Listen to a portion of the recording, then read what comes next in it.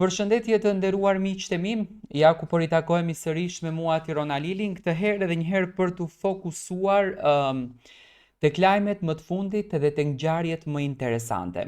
Tani duke parë lëvizjet se si ndodhin në rrjetet sociale, tek personazhet me shumë influencë, tek personazhet me shumë klikime, tek personazhet të cilët janë shumë të dashur për publikun dhe që kanë një audiencë të gjerë, Big Brother apo producentët të këtij formatit thithin interesin e personazheve.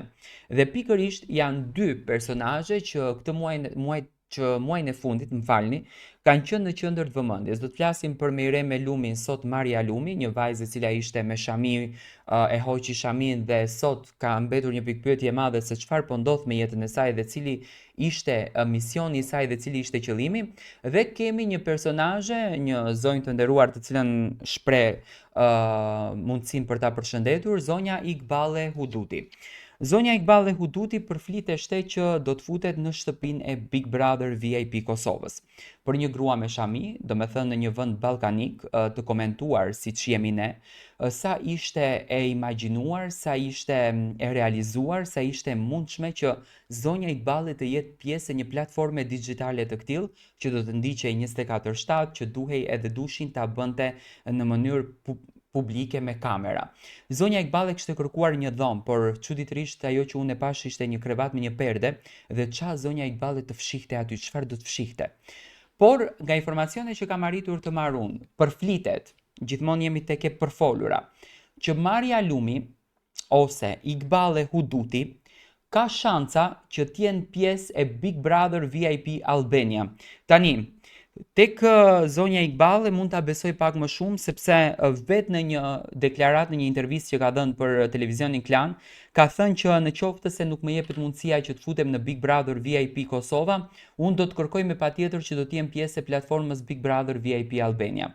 Në një shkëmbim mesazhi që unë kam bërë me zonjën Iqballe, zonja Iqballe thotë që shoqëria e pejgamberit Muhammed ka qenë më e degeneruar se shoqëria e sotme. Do thënë ky është arsyetimi i zonjës Iqballe, që nuk kupton që unë jam e gatshme për të hyrë në një format të tillë, për të bërë një lojë të tillë, për të bërë një ndryshim mendimi në atë formatin dhe unë të shpreh zgjuarsinë time, inteligjencën time dhe luftën time shpirtërore që unë kam me njerëzit të cilët mund të më vërsuleshin mua.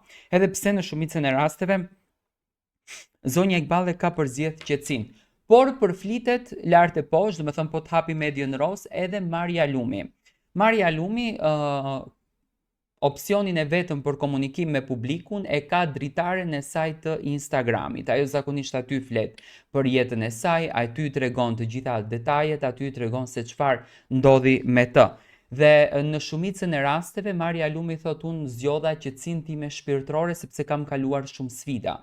Nuk i ka përmendur sfidat në veçantë, po thot kam kaluar. Mos vall, Big Brother do të jetë dritarja ku Maria do të flet për herë të parë në jetën e saj se çfarë kaloi dhe çfarë ndodhi me të.